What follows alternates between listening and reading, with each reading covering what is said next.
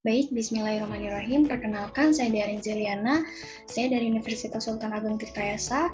Di sini saya akan menjelaskan hasil dari analisis saya selama kurang lebih sebulan mengenai pengaruh brand awareness terhadap pembelian Kopidomo. Nah, selanjutnya latar belakang profil kedai Kopidomo ini. Kedai Kopidomo didirikan oleh Erlika Karlina. Erlika Karlina merupakan seorang selebgram, aktris, pemain film, dan juga pernah tampil pada drama series. Lalu, Kopidomo ini dibuka pada tanggal 10 Februari 2021, lalu mengadakan grand opening pada tanggal 7 April 2021. Nah, Kopidomo ini memiliki cabang pada Tebet, Bintaro, Pamulang, Tanjung Duren, Yogyakarta, dan Banjarmasin. Mungkin akan terus melakukan penyebaran toko. Lalu, Kopidomo ini mengklaim bahwa produk kopinya itu sangat aman di lambung jika diminum dalam dosis yang aman. Nah, Kopidomo ini memiliki tagline Meet, Talk, and Coffee. Nah, selanjutnya latar belakang pemilihan judul ini, saya ingin mengetahui bagaimana kedai Kopidomo melakukan kesadaran merek atau brand awareness kepada para konsumennya. Lalu, bagaimana respon konsumen dalam menerima brand awareness tersebut. Nah, di sini ada kajian pustaka. Yang pertama, merek merupakan suatu nama, istilah, tanda, simbol, atau kombinasi semuanya untuk membedakan antara barang dan jasa dari produk lain. Nah, yang kedua, brand awareness ini merupakan kemampuan merek dalam menyadarkan atau mengingatkan konsumen pada suatu merek tertentu. Lalu yang ketiga, minat beli merupakan tindakan perilaku konsumen dalam memilih, menggunakan, dan mengkonsumsi suatu produk. Nah, yang keempat, keputusan pembelian. Terdapat 3 faktor yang membuat konsumen membuat keputusan pembelian. Di antaranya, kemantapan konsumen terhadap suatu produk, kebiasaan konsumen membeli produk yang sama, kecepatan konsumen dalam membeli suatu produk tanpa memikirkan produk itu dibutuhkan atau hanya keinginan. Dan ini biasanya disebut sebagai konsumen yang inklusif. Nah, di sini ada metode penelitian. Nah, desain penelitian saya yaitu menerapkan tingkatan brand awareness. Nah, yang pertama ada top of mind. Top of mind ini keadaan di mana konsumen sudah pasti mengingat merek tersebut tanpa perlu bantuan. Nah, yang kedua ada brand recall. Nah, brand recall ini keadaan di mana ketika seseorang membicarakan sesuatu ciri khas mengenai merek tersebut, maka konsumen akan mengingat merek tersebut. Nah, yang terakhir ada brand recognition, yaitu keadaan di mana konsumen perlu diingatkan mengenai keberadaan merek tersebut. Selanjutnya, skala pengukuran variabel. Nah, di sini saya menggunakan pengukuran skala Likert dari angka 1 sampai 5. Nah, di mana angka 1 merupakan sangat tidak setuju dan angka 5 merupakan sangat setuju. Nah, selanjutnya populasi yang diambil, saya mengambil konsumen yang sudah membeli minimal 1 kali.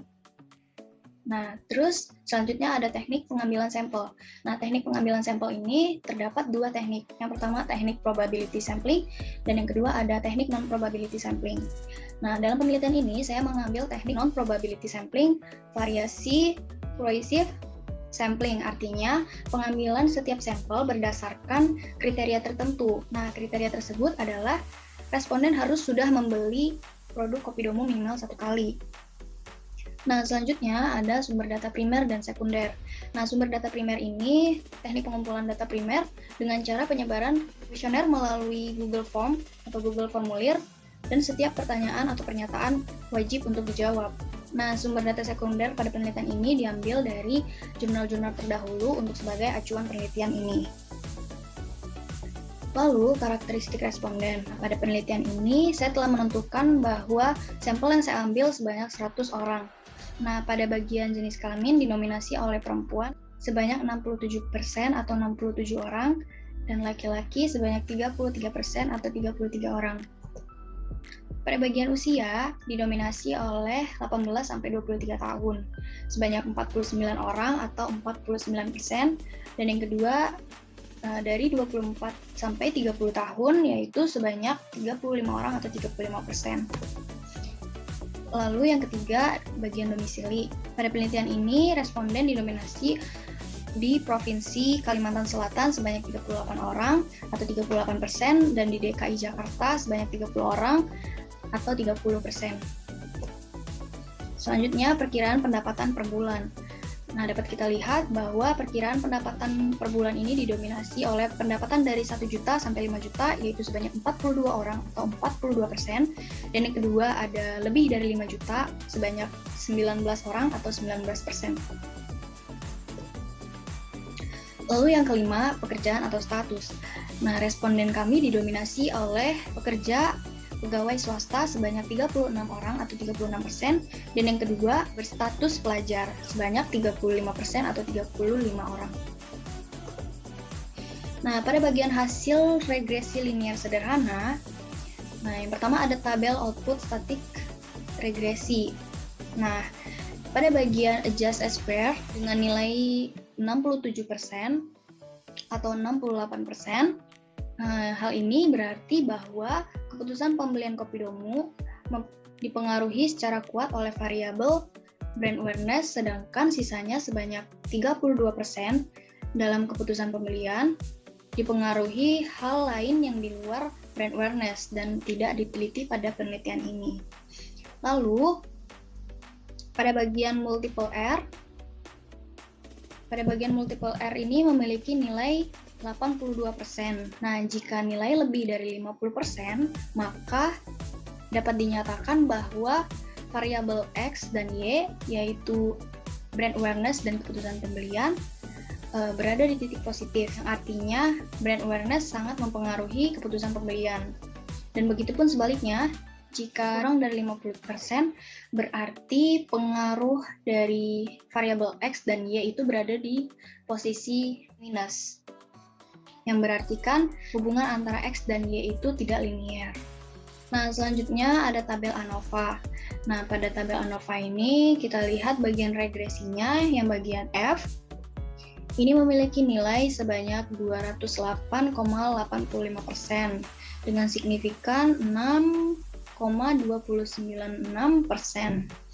Nah, pada bagian ini, nilai signifikan ini kurang dari 0,05%, yang artinya hipotesis yang menyatakan adanya hubungan pengaruh positif dan signifikan antara variabel brand awareness terhadap keputusan pembelian Kopidomo itu berpengaruh signifikan.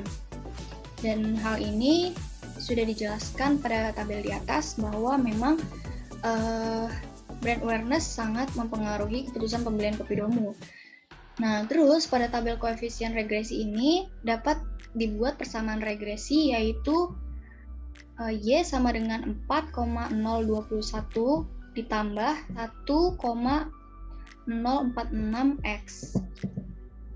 Dan yang terakhir, kesimpulan pada penelitian ini, pada bagian karakteristik, responden dari penelitian ini adalah didominasi oleh perempuan dengan sebanyak 67% atau 60 orang, lalu dengan usia 18-23 tahun sebanyak 49 orang atau 49%, dengan domisili terbesar di Provinsi Kalimantan Selatan sebanyak 38 orang, lalu responden dengan perkiraan pendapatan sebulan 1-5 juta ke atas sebanyak 42 orang atau 42%. Dan yang terakhir, responden bekerja menjadi pegawai swasta sebanyak 36 orang dan berstatus mahasiswa sebanyak 35 orang. Nah, kesimpulan pengukuran kesadaran merek atau brand awareness terhadap keputusan pembelian Kopidomo yaitu menggolongkan 3 elemen. Yang pertama ada top of mind, yang kedua ada brand recall, dan yang ketiga ada brand recognition. Nah, pada bagian top of mind, Kopidomo berhasil membuat konsumen sadar terhadap keberadaan merek dengan presentasi sebesar 68%. Dan pada bagian brand recall, di sini Erlika Karina merupakan seseorang yang sangat berpengaruh pada kesadaran merek serta keputusan pembelian Kopidomo. Hal ini dibuktikan bahwa lebih dari 50% responden yang menjawab penelitian ini mengikuti Instagram Erlika Karina. Dan yang terakhir, bagian brand recognition, kurang lebih 25% konsumen atau responden dari Kopidomo perlu atau harus diingatkan keberadaan merek dari Kopidomo. Nah, yang terakhir, saran bagi kedai Kopidomo yang mungkin bisa dijadikan masukan.